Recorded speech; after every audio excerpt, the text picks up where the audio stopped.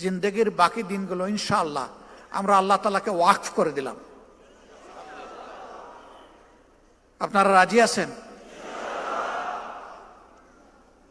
কিছু ভাই রাজি আছে, আবার কিছু ভাই এই দিকেও তাকায়।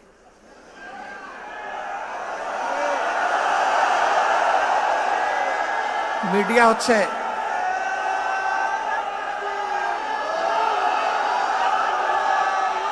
সম্মানিত ভাইরা, ওইটাই আল্লাহকে বলেছে, ইন্না সলাতি ওয়া নুসুকি ওয়া মাহইয়ায়া ওয়া মামাতি লিল্লাহি রাব্বিল আলামিন। হে আসমান জমিনের মালিক, তুমি সাক্ষী থাকো। আরেকবার আমরা তোমাকে সাক্ষী রেখে আমরা বলে দিলাম আমরা প্রস্তুত। আল্লাহ কবুল করুন। সম্মানিত বন্ধুগণ, আল্লাহ তাআলার মেহেরবানি,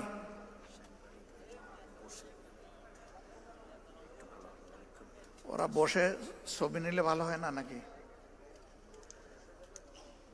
এই সাংবাদিকরা যখন ঢুকে তখন তাদেরকে আমাদের ইমাম মানতে হয়, আর ইমাম যাকে মানা হয় তার কিছু ডিরেকশন শুনতে হয়।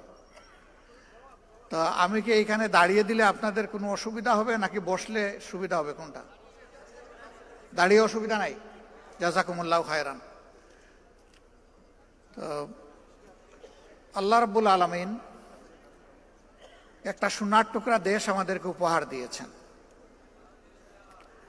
এখানে আমরা যারা আছি, আমার বিশ্বাস আমি একা নই, অনেকেই নারী পুরুষ এবং সাংবাদিক বন্ধুরা দুনিয়ার বহু দেশ ঘুরার, দেখার, বুঝার সুযোগ হয়েছে।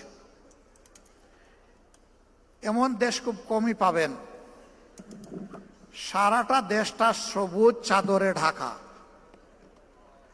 অথবা রূপালী সম্পদে ভরপুর।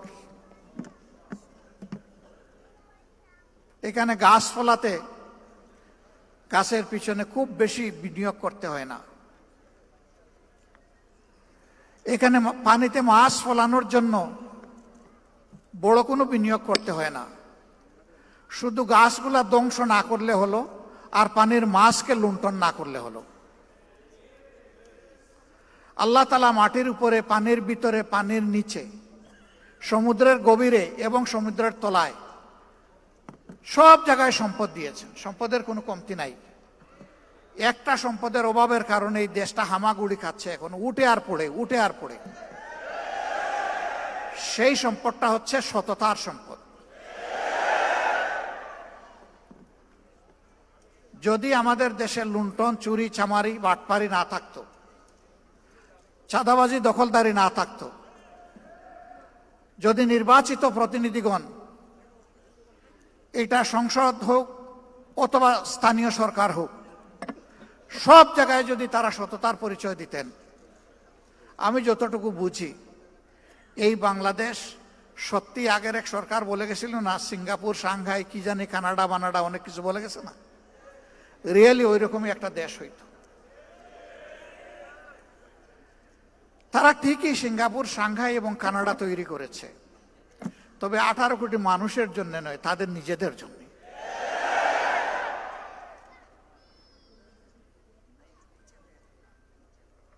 এই জন্য আমরা সবসময় বলি, এ বাংলাদেশ আমাদের গর্বের বাংলাদেশ, প্রিয় বাংলাদেশ। যে যাই বলুক, যে যা সমালোচনা ইচ্ছা করে, সারা দিন রাত করতে থাকুক, এর প্রমাণ আমরা চেষ্টা করছি দেওয়ার। প্রথমত এই দেশের মানুষকে আমরা ভালোবাসি, এদেশের মাটিকে আমরা ভালোবাসি। এই জন্যে অনুকূল প্রতিকূল সকল অবস্থায় আলহামদুলিল্লাহ আমরা এই দেশেই আছি। অনুকূল অবস্থায় থাকতে তো কোনো সমস্যা নাই, কিন্তু যখন প্রতিকূলতা দেখা দিবে তখন থাকাটা হলো অনেক চ্যালেঞ্জের। মৌলানা দেলোয়ার হোসেন সাঈদীর জন্য দুনিয়ায় কি কোনো দেশ ছিল না? মতিউর রহমান নিজামী রাহিমাহুল্লাহর জন্য কোনো দেশ ছিল না? আমাদের আইকন, মাতার তাজ অধ্যাপক গোলাম আজম রাহিমাহুল্লাহর জন্য কোনো দেশ ছিল না? বহু দেশ আমাদের কাছে প্রস্তাব দিয়েছে, এরা শুধু তোমাদের দেশের সম্পদ নয়, এরা বিশ্বের মুসলমানদের সম্পদ, তোমরা আমাদের জন্য কিছুদিনের জন্য তাদেরকে দিয়ে দাও। আমরা তাদেরকে জবাব দিয়েছি, আপনাদের আন্তরিকতায় আমরা মুগ্ধ, ভালোবাসায় মুগ্ধ। আপনারা দোয়া করতে থাকেন, যতদিন আল্লাহ হায়াত দিয়েছেন তারা যেন মর্যাদার সাথে এই দেশে থাকতে পারেন। কিছু নপুংসক বলে মর্যাদা আল্লাহ যারে দে তার কি জেলে যাওয়া লাগে? আরে তোমরা তো আগে বলেছিলে, এখন তোমাদের ব্যাপারে আমরা কি বলবো একটু বলো তো। আমরা ওটা বলতে চাই না। এরা বিবেকহীন, বুবাব, বেওকুফ। আল্লাহর নবীরা জেল কেটেছেন, তো নবীর উম্মতদের সেই সুন্নত পালন করতে হবে না? আমাদের নবী কিন্তু একজন না, আমরা এক নবীর উম্মত, কিন্তু আল্লাহর সমস্ত নবীরা আমাদের নবী। ইসলামই একমাত্র ধর্ম সমস্ত নবীর নাম শুনলে সম্মান প্রদর্শন করে। আরেকটা ধর্ম এরকম দুনিয়া এখন খুঁজে পাওয়া যাবে না যে সমস্ত নবীকে সম্মান করে, কমপক্ষে এক দুইজনকে কুচা মারে। This is Islam, Islam and only Islam. এটাই একমাত্র অসাম্প্রদায়িক ধর্ম। না রে ভাই, দেশের ভিতর থেকে আমরা দাওয়াত পেয়ে যাইনি, আবার দেশের বাইরে থাকা লোকটাকে কেউ আটকায় রাখতে পারেনি। তিনিও সকল মায়ার বাঁধন ওই জগতের মায়াজাল ছিন্ন করে তার দায়িত্বের অনুভূতির কারণে তিনি একজন ফাইটার হিসাবে, আল্লাহর একজন সৈনিক হিসাবে আদালতে দাঁড়িয়ে তিনি বলবেন, আমার বিরুদ্ধে যত অভিযোগ, হে আল্লাহ তুমি সাক্ষী থাকো, সব মিথ্যা। তাই তারা করেছেন, আমরা ছেড়ে যাব না। হ্যাঁ, আল্লাহ তাআলার নির্দেশে বিশেষ প্রয়োজনে যদি কখনো যেতে হয় সেটি ভিন্ন, কিন্তু শুধু যান বাঁচানোর জন্য, একটু শান্তিতে মায়ার জালে একটু গোড়াগড়ি করার জন্য ইসলামী আন্দোলনের লোকেরা যায়নি, ইনশাল্লাহ যাবে না।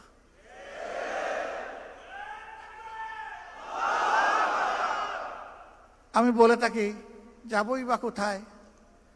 আমাদের তো একটি বেগম পাড়াও নাই, পিসি পাড়াও আমাদের নাই, যাব কোথায়? কারো আছে বেগম পাড়া, কারো আছে পিসি পাড়া, আমাদের নাই তো ওটা, এবং আমাদের এটা প্রয়োজনও নাই। আলহামদুলিল্লাহ, আল্লাহ যে জায়গায় মায়া করে, মহব্বত করে পয়দা করেছেন, এই জায়গাতেই যেন আল্লাহ বেশি করে বরকত দিয়ে দেন। এবং সেই বরকতটা শুধু যারা মুমিন মুসলমান, সাচ্চা মুসলমান না, আল্লাহর পক্ষ থেকে রহমত যখন জোরে, ওই নাফরমানও রহমতের অংশীদার হয়ে যায়। দুনিয়ায় সেও তার ভাগ পায়, আখেরাতে আল্লাহ রহমতের হিসাব তার কাছ থেকে নেবেন, কিন্তু দুনিয়ায় সেও পেয়ে যাবে। এই জন্য আমরা যা চাই এটি হচ্ছে যে আল্লাহর আইন হচ্ছে শ্রেষ্ঠ আইন। আজ পর্যন্ত কারো বলার দুঃসাহস হয় নাই যে আল্লাহর আইনের চাইতে জমিনের উপরে কোনো শ্রেষ্ঠ আইন আছে, এবং কিয়ামত পর্যন্ত এটা কেউ বলতে পারবে না। যত বড় দার্শনিক হোক, কেউ বলতে পারবে না এটা। তো শ্রেষ্ঠ আইন যেখানে আছে সেখানে শ্রেষ্ঠ আইনের প্রয়োগটাই আমরা চাচ্ছি, এর বেশি কিছু চাই না। ভয় দেখানো হয়, যদি কোরআনের আইন চালু হয় তাহলে মা বোনরা তো ঘর থেকে বের হতে পারবেন না। যদি কোরআনের আইন চালু হয় তাহলে যারা অন্য ধর্মের মানুষ তাদের কোনো নিরাপত্তা থাকবে না। আমরা যারা কোরআনের আইন চালু করার জন্য আল্লাহর দেওয়া তৌফিকের জন্য চেষ্টা করছি, আমাদের মা বোনরা ঘর থেকে বের হয় না, সমাজের বিভিন্ন পেশায় তারা কাজকর্ম করে না, আত্মীয় স্বজনের বিপদ আপদ হলে তারা দৌড়ে যায় না, তারা সমাজের উন্নয়নে অবদান রাখে না, তারা শিক্ষা প্রতিষ্ঠান, সর্বোচ্চ শিক্ষা প্রতিষ্ঠানে গিয়ে লেখাপড়া করে না, তারা লেখাপড়া করায় না, সবই করে। রাসূল করিম সাল্লাল্লাহু আলাইহি সাল্লাম এই সব কিছুর সুযোগ যত সাহাবিয়া ছিলেন, উম্মাহাতুল মুসলিমিন ছিলেন, সবার জন্য খুলে দিয়েছিলেন। এমনকি চরম ক্রিটিক্যাল মুহূর্তে রাসূল করিম সাল্লাল্লাহু আলাইহি সাল্লাম আহলে রায়দের সাথে বিশেষজ্ঞতার সাথে বসতেন, কিন্তু তিনি ভুলে যেতেন না উম্মাহাতুল মুসলিমিনের পরামর্শ নেওয়াটাও প্রয়োজন, সেটাও তিনি নিতেন। তার বাস্তব নমুনা সুলহে হুদাইবিয়া। সবাই কিংকর্তব্য বিমূঢ়, আল্লাহর রাসূলও চিন্তিত, কিন্তু আমাদের একজন মায়ের পরামর্শ কার্যকর হয়ে গেল, সমস্ত সমস্যা নিমিষের তরে বাতাসে উবে গেল। আল্লাহু আকবার। This is beauty of Islam. মায়েদের কোনো মর্যাদাই ছিল না, মা হিসাবে কোনো মর্যাদা ছিল না। ইসলাম এসে তাদের হাতে এই মর্যাদা তুলে দিয়েছে। এর চাইতে বড় মর্যাদা কেউ দিতে পারবে না, যতই মায়া কান্না করুক, বরঞ্চ আমাদের সর্বনাশ করবে।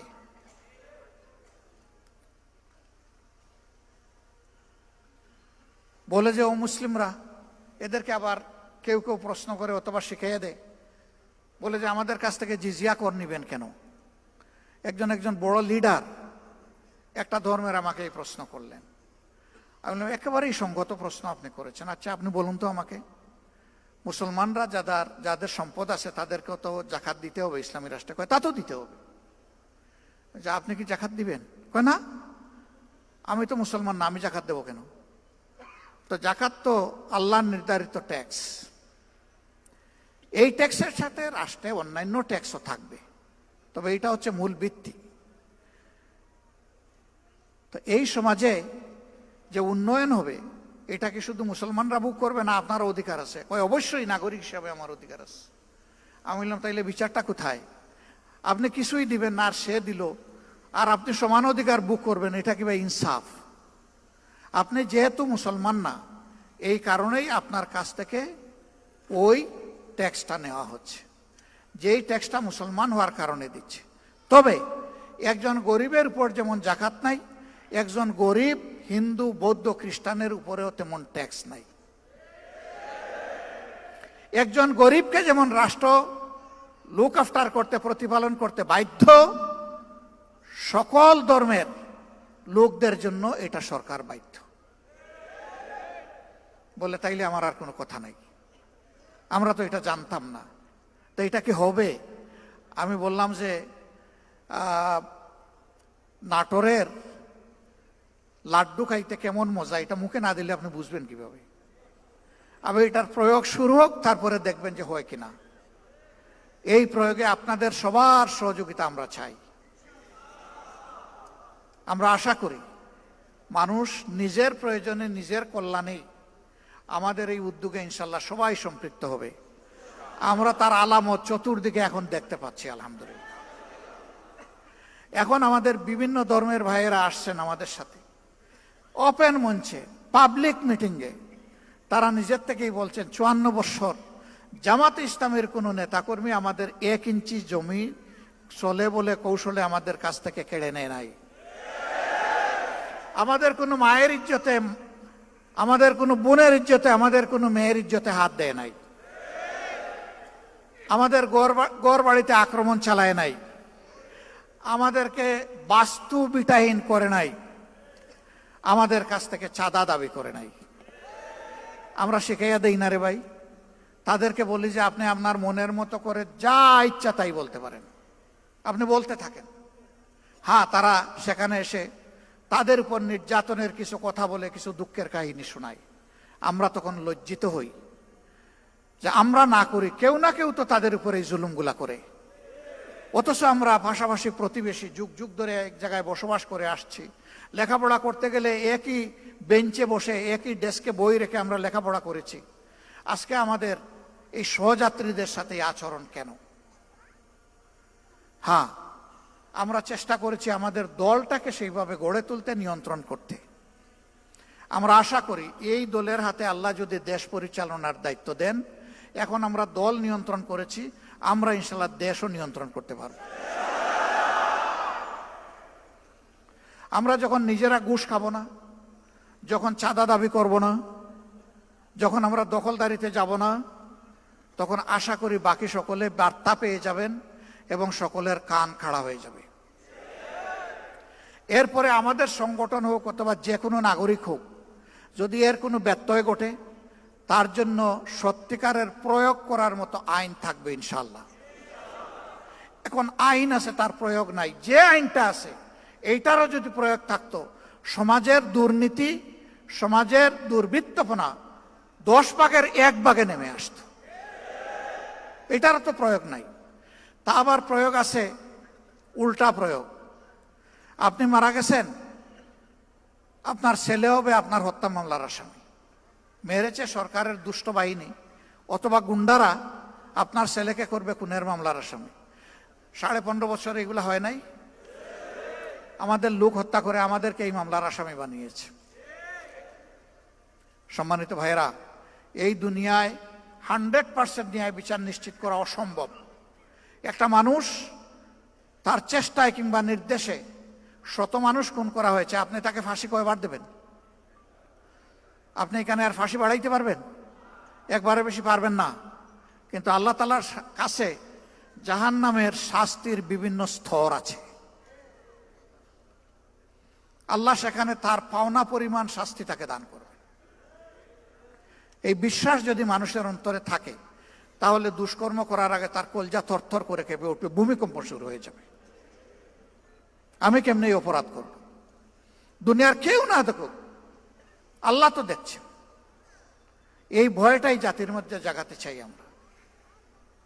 এমন একটি সমাজ যদি ইনশাআল্লাহ বাংলাদেশে গড়ে ওঠে, তাহলে জাতি, ধর্ম, দলমত নির্বিশেষে সকলে উপকৃত হবে। এই রুকন সম্মেলনে আজকে যারা হাজির হয়েছেন, তারা সমাজ বদলের স্বপ্ন দেখেন।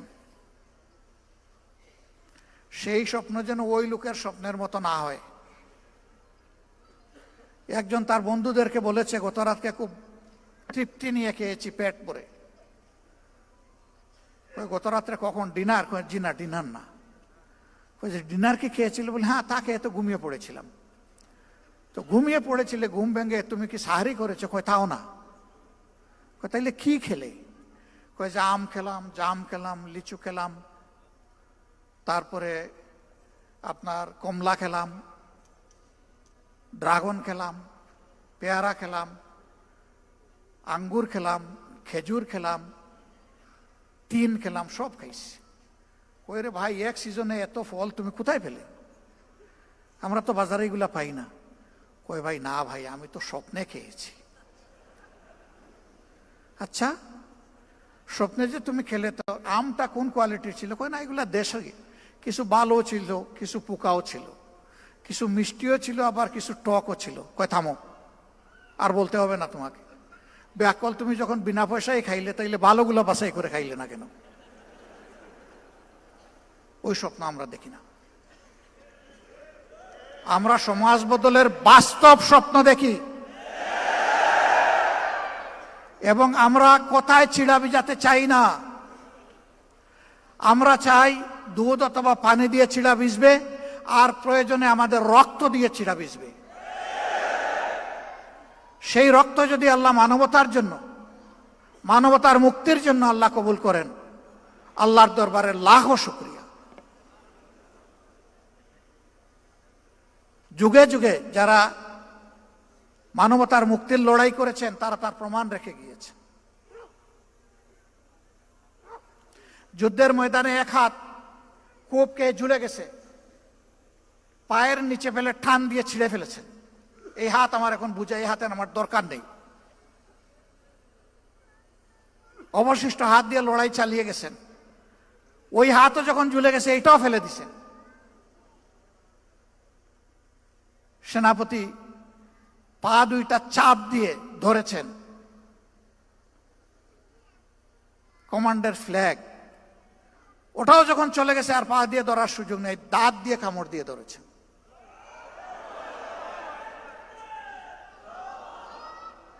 আর মঞ্জিলের দিকে চেয়ে দেখছেন মঞ্জিল কত দূর। আল্লাহ যেন ওই তৌফিক গুলোই আমাদেরকে দান করেন। ভাই, আল্লাহর হাবিব বলেছেন, খায়রুন নাস মাইয়ান ফাউন নাস।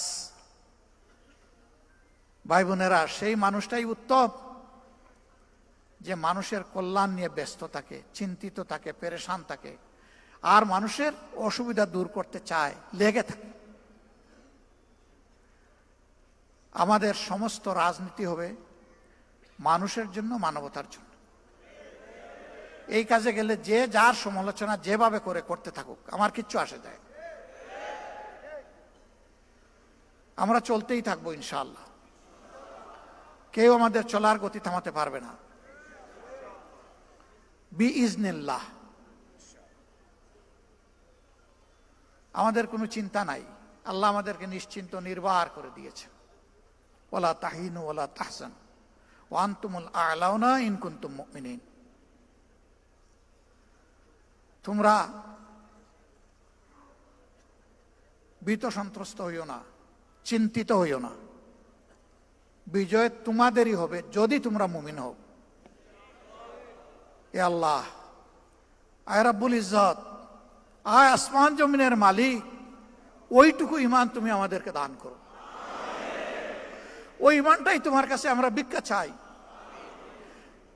যে ঈমান এবং ঈমানদারের উপর তুমি সন্তুষ্ট হবে মৌলা, আর যাদের হাত ধরে মজলুম মানুষগুলার মুক্তি আসবে। জামাত ইসলামী ইনশাআল্লাহ ইসলামী এবং দেশপ্রেমিক শক্তি, সবাইকে সাথে নিয়ে সমাজ বদলের আশা অন্তরে রাখে। এ পথে যত চ্যালেঞ্জ বাধা আল্লাহ যেন সবগুলা দূর করে দেন। মানুষের প্রত্যাশার এই ঠিকানাকে আল্লাহ যেন মজবুত করে দেন, এবং আল্লাহ রাব্বুল আলামিন মানবতার বিজয় যেন দান করেন। কোনো ব্যক্তি, দল এবং গোষ্ঠীর নয়, এই বিজয় যেন হয় মানবতার বিজয়। মহান রব্বে কারিমের দরবারে সেই তৌফিক কামনা করে আপনাদের সকলকে আন্তরিক শুকরিয়া জানিয়ে আমি বিদায় নিচ্ছি। আসসালামু আলাইকুম ওয়া রাহমাতুল্লাহ। আল্লাহ হাফিজ। বাংলাদেশ জিন্দাবাদ, বাংলাদেশ জামাত ইসলামী জিন্দাবাদ।